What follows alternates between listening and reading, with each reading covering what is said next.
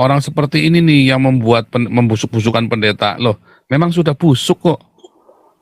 Ya, justru yang lain pada membongkarnya dengan anonim, saya menunjukkan dengan nampak muka, ya, tampak wajah, ya. Saya tidak punya dendam dengan Gilbert, nggak ada urusannya. Makanya saya berani membongkar. Beda dengan Saifuddin dengan Joshua Tewu, mereka punya dendam. Kemudian Saifuddin busuk-busukan Joshua Tewu, itu namanya dendam. Ya, masuk neraka Saifuddin.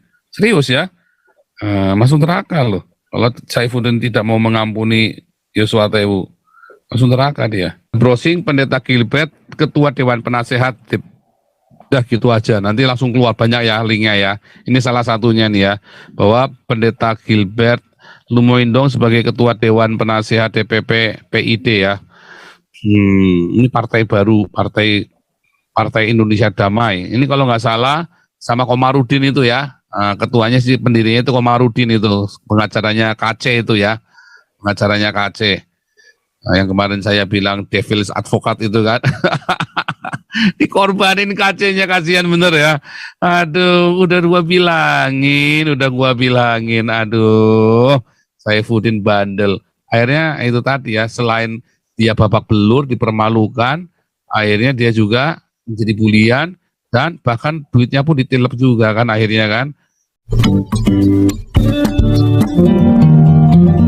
66.600.666. Ani Agung, lanjut Ani Agung. Halo, shalom. Ya, shalom. Saya komen tentang Pak Gilbert pertama. Kalau seorang hamba Tuhan yang sudah mengiklarkan dirinya menjadi seorang hamba, namanya aja seorang hamba, dia adalah pelayan Tuhan kan dengan tentunya. Kalau dia sudah bicara masalah materi, itu sudah tidak benar ya, karena setahu saya itu hamba Tuhan yang benar-benar tulus untuk melayani itu bukan materi yang dikejar, melainkan hati yang murni untuk melayani gitu. Tapi kalau dia materialistis, ya itu urusan dia dengan Tuhan. Dan beberapa minggu ini saya selalu monitor YouTube hamba-hamba Tuhan yang ada di Indonesia maupun yang ada di luar negeri ya. Jadi saya 2 hari lalu saya ada nampak di YouTube-nya Pak Risuli Lubis, itu ada seorang Islam yang mengatakan kalau KTP-nya non-Islam itu masuk neraka, katanya begitu. Jadi ini kan suatu penistaan yang luar biasa. Mungkin saya sedikit keluar dari ini ya, topik ya. Tapi Morning. iya, jadi saya sedikit keluar dari topik yang kita bicarakan pagi ini. Saya hanya terketuk hati saya kalau kita yang saudara-saudara yang tinggal di Indonesia yang merasa terusik dengan perkataan ini, ya laporkan saja gitu. Tapi kan kayak gimana ya, seperti yang kita sudah tahu, kalau orang Kristen yang melaporkan penistaan orang Islam terhadap Kristen di Indonesia, malah pelapornya yang dipidanakan gitu kan. Jadi kan tidak pernah ada keadilan. Makanya kemarin saya ikut diskusi di YouTube-nya Pak Risuli Lubis, ya gimana ada yang mendesak untuk melaporkan orang tersebut, tetapi orang kan takut juga. Kita belajar dari seorang ibu yang di Medan waktu itu, dia ngelapor komplain masalah toa ya, malah dia yang dipenjarakan gitu. Makanya kenapa orang-orang Kristen di Indonesia itu tidak berani melapor gitu, supaya orang-orang Kristen yang ada di Indonesia berani ngelapor itu gimana caranya gitu. Hanya itu aja, thank you. Ibu tinggal di daerah mana, Bu? Saya tinggal di Amerika. Wah, luar biasa nih Amerika. Good morning Amerika.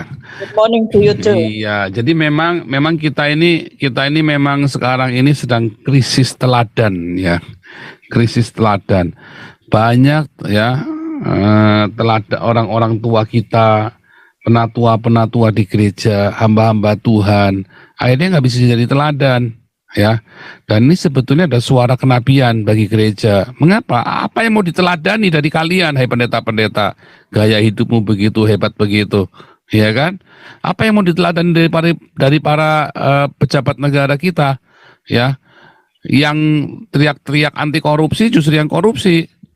Nah, apa yang mau kita teladani? Nah, repot sekali kita ini sekarang nih Indonesia ini. Akhirnya satu generasi hilang, ya. Bahkan kita sekarang sudah benar-benar dalam satu titik krisis di mana ya teladan itu adalah barang yang mahal sekali. Ya. Wah, mau jadi teladan itu harganya mahal kayak Gus Dur. Mau jadi teladan itu bayarannya mahal, harga dirinya dia loh. Waduh. Luar biasa. Pak Santi Amer, silakan. Oke, terima kasih Pak Paul. Selamat malam di Indonesia. Selamat malam semua teman-teman. Ini suatu bahasan yang menarik dan sudah berlangsung lama di Indonesia ya. Dan ada memang diajarkan di sekolah teologi tertentu. Nanti kita minta konfirmasi dan pembahasan atau dialektika lah dari Pastor Paul. Begini Pastor Paul. Kita mengatakan begitu, tetapi ada sebagian daripada yang menamakan quote-unquote gembala sidang atau apapun itu atau pendeta, dia penganut teologi kemakmuran. Ya, jadi apa itu teologi kemakmuran? Ya, orang yang ikut atau yang percaya kepada Tuhan Yesus itu tidak pernah hidupnya susah. Nah, dia diambil ayat-ayat tertentu, terutama dari Perjanjian Lama, dari Mazmur misalnya. Ya, terus yang menonjol-nonjolkan perpuluhan itu dari Maleakhi atau dari mana itu, tetapi tidak melihat yang lain. Nah, ada juga yang mengajarkan, saya tidak tahu di luar negeri ya, di Indonesia ini juga ada yang mengajarkan itu teologi penderitaan. Pokoknya teologi penderitaan hidupnya harus serba sederhana, serba susah. Ya, sebagaimana Tuhan Yesus Kristus itu hidupnya serba susah, dalam arti banyak persoalan-persoalan, banyak yang membenci, banyak yang tidak menyukai. Itu namanya teologi penderitaan. Nah, pendeta Gilo dan TS atau dan kawan-kawannya itu yang peduli itu adalah penganut teologi kemakmuran. Jadi kalau misalnya ya yang menekankan itu perpuluhan lah, ya persembahannya kayak ini, kayak Yusuf Mansur kah, model-model begitu, karena akan diberkati berlipat-lipat ganda, ya. Jadi sampai nanti bakul atau itu dipenuhkan berlimpah-limpah sampai tidak tidak muat lagi. Itu teologi kemakmuran itu. Tapi sebenarnya begini, saya sering mengikuti kalau mereka ini berkhotbah, ya kan, berkhotbah. Maka ketika dia bercerita pendeta ini, saya tadi malam bertemu dengan Tuhan Yesus. Dia berbicara kepada saya begini, begini. Saya catat dalam hati saya, apa iya gitu ya. Nah, kemudian saya bertemu dengan seorang teolog dari Jerman, pengajar S2 di STT. Saya tanya, saya mau tanya ini Pak, saya bilang, apa itu? Apakah sampai dengan hari ini Tuhan itu berfirman kepada manusia di luar daripada apa yang tercantum di Alkitab atau di Bible? Saya bilang, oh tidak ada itu. Nah, jadi yang begini-begini pendeta Paul atau Pastor Paul yang sering membingungkan daripada jemaat di Indonesia ini yang serba instan gitu ya, yang tidak mau membaca Alkitab, tidak mau merenungkan. Nah, di satu sisi seperti Gilo ini membenarkan, ya nggak apa-apa lah, saya kan penganut teologi kemakmuran, apa salah, kan gitu. Nah, tapi dari sisi kita yang penganut dari sisi lain, oh ini kok pendeta hidupnya mewah ya, gitu, tidak memperdulikan lingkungannya. Nah, ini yang kita ingin pembahasan lebih mendalam dari Pastor. Terima kasih Pastor dan teman-teman yang lain.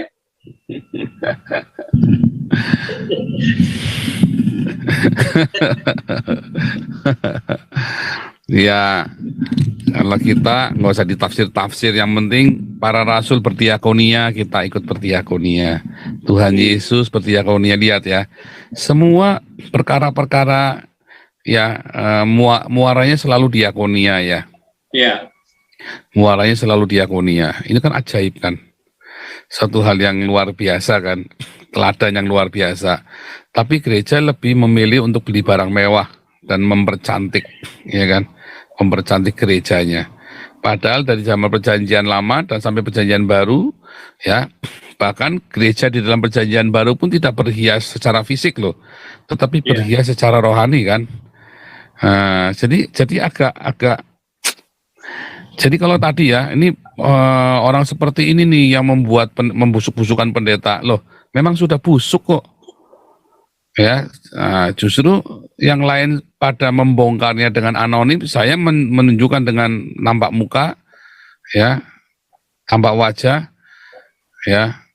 Saya tidak punya dendam dengan Gilbert, nggak ada urusannya.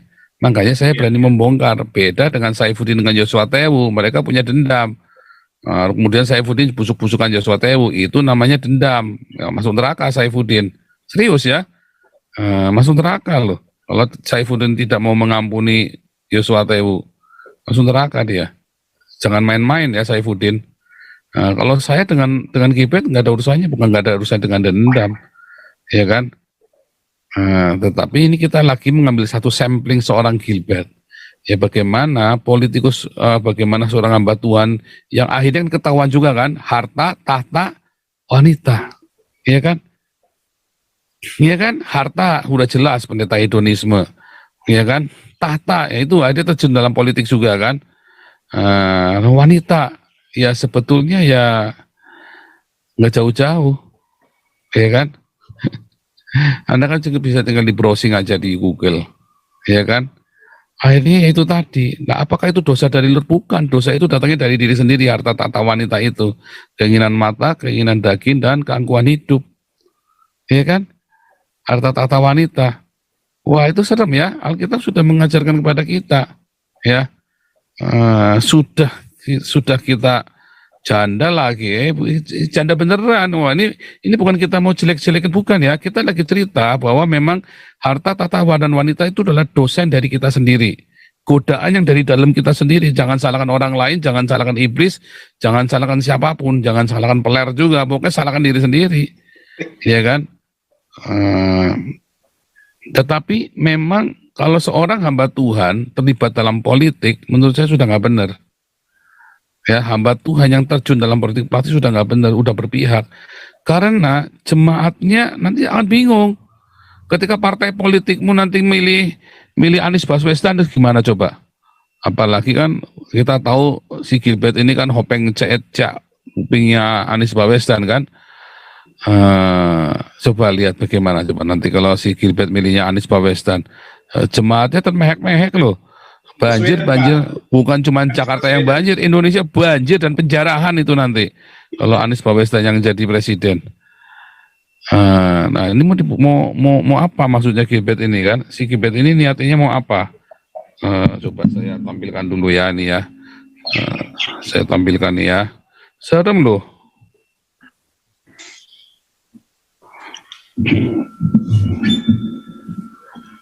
Saya tampilkan dulu.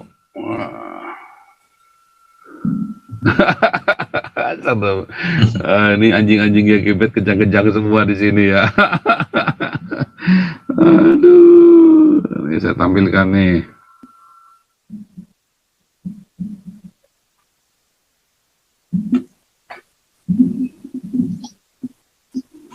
Gitu ya. Ini dari sidik kasus.co.id. Sebenarnya sudah banyak, Anda tinggal browsing pendeta Gilbert, ketua Dewan Penasehat. Udah gitu aja, nanti langsung keluar banyak ya linknya ya. Ini salah satunya nih ya, bahwa pendeta Gilbert Lumoindong sebagai ketua Dewan Penasehat DPP PID ya. Ini partai baru, partai Indonesia Damai. Ini kalau nggak salah sama Komarudin itu ya. Ketuanya sih, pendirinya itu Komarudin itu, pengacaranya KC itu ya. Pengacaranya KC, yang kemarin saya bilang devil's advocate itu kan. Dikorbanin KC-nya, kasihan bener ya. Aduh, udah gua bilangin, aduh, Saifuddin bandel. Akhirnya itu tadi ya, selain dia babak belur, dipermalukan, akhirnya dia juga menjadi bulian, dan bahkan duitnya pun ditilep juga kan akhirnya kan. Tadinya nuduhnya saya, sekarang nuduhnya orang lain. Nah, maksud saya ya,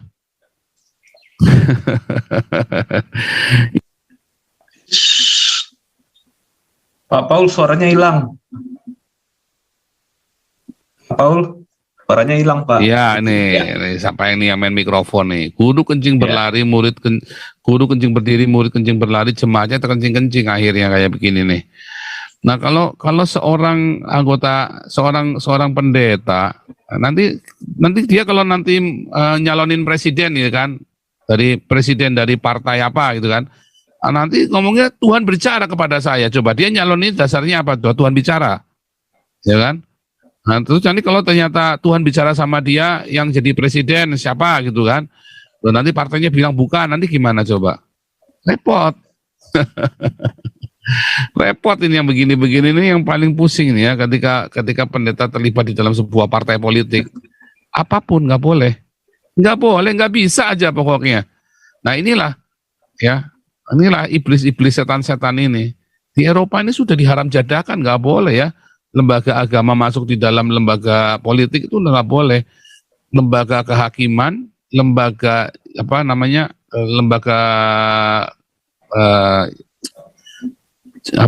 Justitia itu ya, pengadilan, apa sih namanya bahasa Indonesianya ya, pengadilan, lembaga peradilan ya, yudikatif itu ya, yudikatif, terus para politikus dan agama ini nggak boleh jadi satu, nggak boleh. Nah ini Gilbert mau kayak Kamarudin nih ya, model-modelnya mau kayak Kamarudin. Oh ini akan jadi busuk ya, akan menjadi busuk ini. Coba lihat, jangan percaya. Saya berkali-kali ngomong terjadi ya, dan parah lagi kejadiannya. Aduh, ini yang Saifuddin ini paling parah ini ya. Saya sampai nyesel itu ya. Aduh, kenapa saya rese sih? Loh, karena saya yang mindahin dari Yusuf Manubulu ke Saifuddin. Saya kudu tanggung jawab juga, ngerti nggak? Saya kudu kejar. Saya ketempuan nih sama Saifuddin. Nah, saya merasa tertipu ya. Saya merasa tertipu oleh Saifuddin, terus terang saja. Saya tidak berkata Saifuddin nilep duitnya, tapi saya merasa tertipu, ya, karena saya yang ada di forum ini kejadiannya. Nah, itu yang membuat saya itu cukup ini ya, merasa, aduh, salah nih. Dan akhirnya keluarganya KC pun tamak juga. Saya nggak tahu, dan saya masih ingat ya, Saifuddin ngomong sama istrinya, dia kesaksian juga kan. Nanti kita cariin videonya, ada di ini kita. Coba kamu lihat ya istriku, nanti ya kita tolong KC, nanti kita bisa beli rumah satu lagi. Nah motivasinya udah mau beli rumah satu lagi kalau nolongin KC. Itu tuh saya sudah dek, waduh enggak, tapi kan rekeningnya kita buka sama-sama, nggak usah khawatir. Nggak taunya rekening nggak mau dibuka. Itu pokoknya masalahnya cuma rekening aja. Dari mana nyontohnya ya, dari Gilbert. Berani nggak Gilbert buka rekeningnya Diakonia? Ya nggak berani lah. Mana berani dia? Nah, kalau pendeta saja tidak berani transparan, kamu pendeta nggak berani transparan, apalagi kamu jadi politikus, tambah busuk lagi kamu. Tambah edan lagi, apalagi kamu nanti kalau jadi partainya menang lagi, tambah edan lagi, tambah busuk lagi. Sekarang saja kamu jadi pendeta tidak berani transparan, kamu tidak berdiakonia dengan militan. Kamu tutup-tutupin semuanya. Apalagi nanti kalau kamu jadi politikus. Wah, edan. Wah, betapa mesranya ya. Wah, ini kan biang kerok semua nih, ya kan? Dan dia dukung, wah dengan mesranya kan? Serem. Ya. Wah, ini tambahnya. Allahu Akbar, subhanallah, Imam Besar FPI Habib Muhammad Rizik mualafkan pendeta Gilbert. Jangan-jangan sudah mualaf juga si Gilbert ini kan? Makanya belain orang Islam terus kan, minta maaf terus sama orang Islam kan? Ya, dan dia kan ngomong kan si Gilbert ini kan? Ya, saya bisa menerima Islam, saya bisa menerima Buddha Hindu, tapi Rara tidak bisa.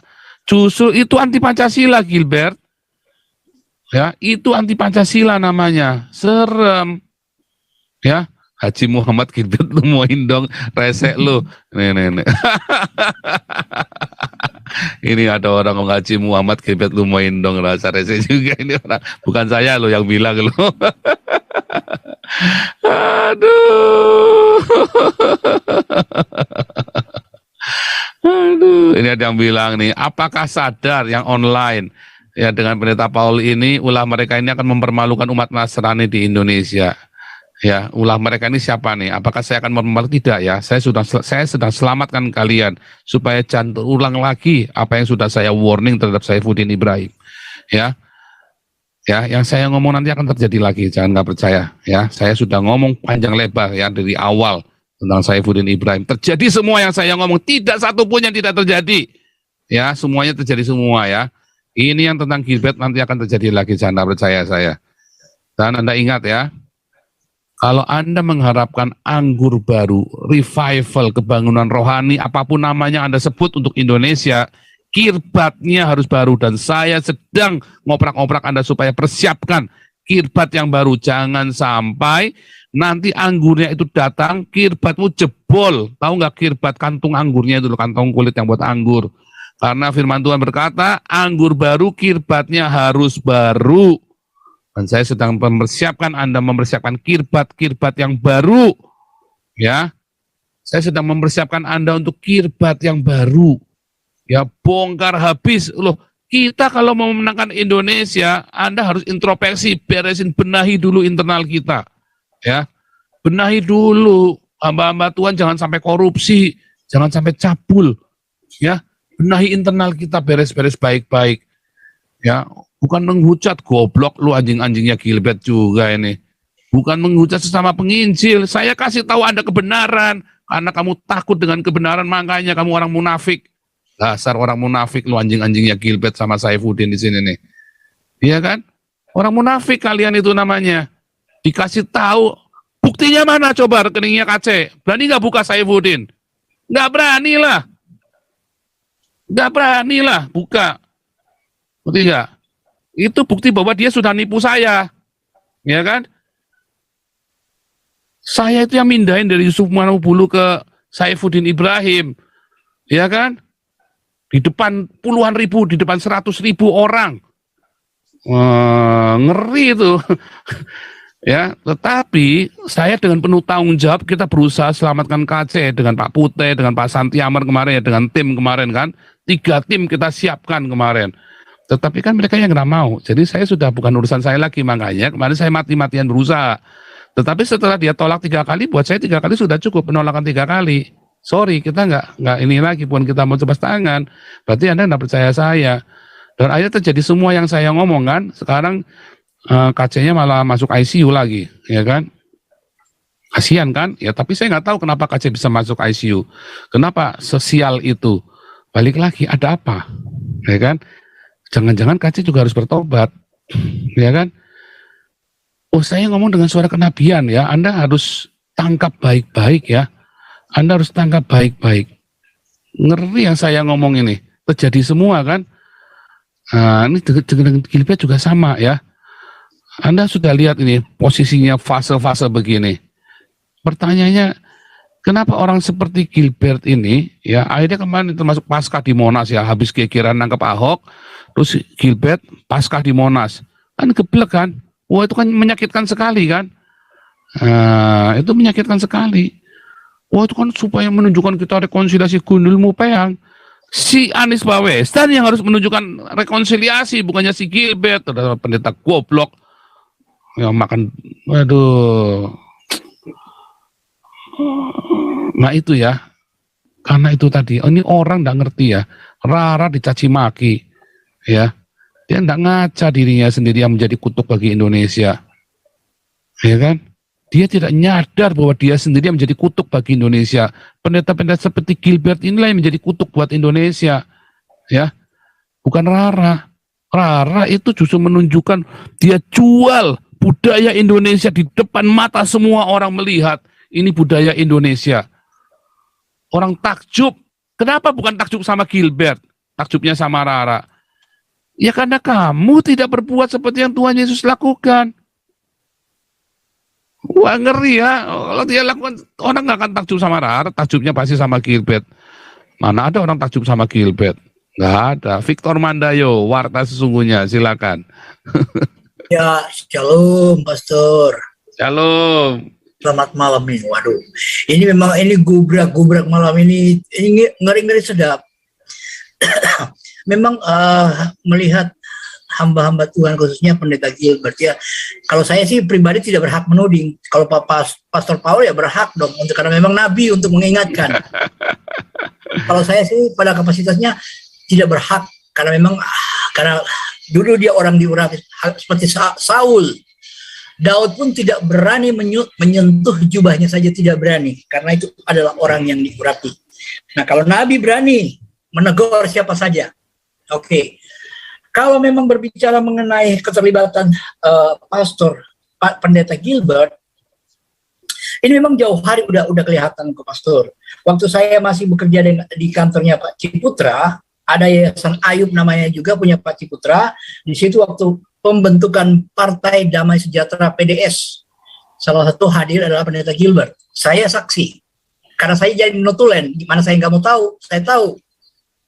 Jadi memang sudah jauh hari keterlibatan hamba Tuhan ini yang main politik. Apalagi dengan sekarang ini mau pingin aman, ya, mengamankan aset gereja, mengamankan gerejanya, entahlah, saya nggak tahu mau ngomong apa yang kata yang tepat. Nah, kemarin juga mau menyambung cuitan di Twitter itu memang udah ngeri benar, sampai ribuan orang berkomen dan isinya semua menuding, nggak ada yang membenarkan. Karena kenapa? Kelihatan banget sekarang kan foto-fotonya beliau tersebar di mana-mana, berpelukan, berjabat tangan, bergandengan tangan. Pokoknya kalau dilihat dari hal itu saja, ada yang membenarkan, ada yang menyalahkan. Yang membenarkan, wah itu kan wajib berteman pada siapa saja. Mereka lupa kalau dikatakan itu yang pergaulan yang kurang baik akan menghancurkan yang baik. Karena bergaul dengan orang yang tidak baik akan menghancurkan. Nah, itulah kadang-kadang yang mereka tidak pernah berpikir hamba Tuhan ini, yang coba untuk terlibat dalam partai politik atau partai politik praktis, ikut terlibat di dalamnya. Sangat berbahaya. Ingat bahwa yang namanya hamba Tuhan itu adalah, kalau dalam Israel itu adalah suku Lewi, Bani Lewi, yang tidak boleh terlibat di dalam pemerintahan sekaligus apapun itu bahasanya, nggak boleh sama sekali. Dikhususkan dia memang untuk melayani Tuhan, dinajiskan dia untuk terlibat dengan hal-hal duniawi. Nah, tapi ya hamba-hamba Tuhan sekarang banyak loh Pak Pastor. Kalau menyorot Pendeta Gilbert, ya salah satu karena dia punya nama, ya kan. Mungkin seakan-akan merasa seperti The Beatles yang merasa dia lebih terkenal dari Yesus. Mungkin Pendeta Gilbert juga ke arah sana, mungkin merasa dia lebih terkenal dari Tuhan Yesus sendiri, sehingga berani melakukan yang di luar apa yang harusnya menjadi contoh itu aja, teladan. Kesaksian itu ada dua, dengan kata-kata, dengan tindakan. Kalau tindakan saja udah kayak begitu, gimana dengan kata-kata? Kan kita nggak bergaul akrab dengan beliau setiap hari mendengar kata-kata beliau, bukan di atas mimbar loh, dalam kehidupan sehari-hari kita nggak tahu, tapi dari sikap saja udah kelihatan. Kalau ada yang tulis itu malah yang pada foto sebelah kanan itu yang bergandengan tangan dengan Rizik, itu ada yang bilang malah kader Nasrani. Gitu, Pak. Akhirnya malah kita yang nggak pernah dengan urusan kayak begitu jadi dilibatkan. Karena kenapa? Ada seorang hamba Tuhan yang mempunyai nama, ya, yang merasa lebih dari Tuhan Yesus sendiri. Merasa lebih terkenal dari Tuhan. Mungkin dalam hatinya, oh, gua lebih terkenal. Mungkin dia tidak ungkapkan, tapi ya itulah. Cuma dalam kapasitasnya saya tidak berhak untuk menegur. Wajar kalau Pak Pastor menegur. Karena memang suara kenabian itu tidak boleh dilawan. Saya bukan melihat karena pastornya, karena saya bergabung sini, Pastor. Enggak. Cuman karena memang selama ini, ya, tidak ada hamba-hamba Tuhan atau siapapun itu yang dekatnya menegur. Pak, harusnya Bapak begini. Ingat loh, Bapak itu memang dikuduskan untuk pelayanan. Nah, kalau memang mau terlibat seperti Pastor bilang tadi, lepaskan atribut itu. Menyatakan, oh saya melawan urapan Tuhan, saya sudah tidak akan terlibat dalam pelayanan, saya mau berpolitik, silakan, tidak ada yang melarang. Tapi dengan hal begini kan jadi dualisme. Sebenarnya siapa sih? Kalau melihat pergaulan-pergaulan beliau ini sekarang ini, udah nggak jelas gitu, Pastor. Tidak ada teladan. Benar kata Pastor bilang tadi, krisis keteladanan di Indonesia itu betul-betul terjadi, khususnya dengan orang-orang Kristen nggak tahu mau melihat hamba Tuhan yang mana ini. Rata-rata hamba Tuhan yang mempunyai nama di Jakarta, di Indonesia, semua banyak yang terlibat dalam politik praktis. Nah, inilah sudah seharusnya mereka kembali sadar. Nah itu saya bilang tadi itu di Yayasan Ayub di Jalan di Casablanca, di kantornya Pak Ciputra. Di situ mereka berkumpul waktu itu ya, termasuk Pastor Gilbert, Pendeta Gilbert. Saya ada karena saya jadi notulen di situ saat itu. Saya juga geli gitu melihatnya gitu. Karena ributnya apa? Masalah siapa yang menjabat ini, menjabat itu. Sesama hamba Tuhan malah memperebutkan jabatan. Itu aja Pastor, Tuhan memberkati. Serem ya. Serem. Akhirnya kita kehilangan panutan ya. Betul, Pastor. Kita kehilangan panutan. Tapi kita dengarkan dulu nih sabda Nabi Raja Uti.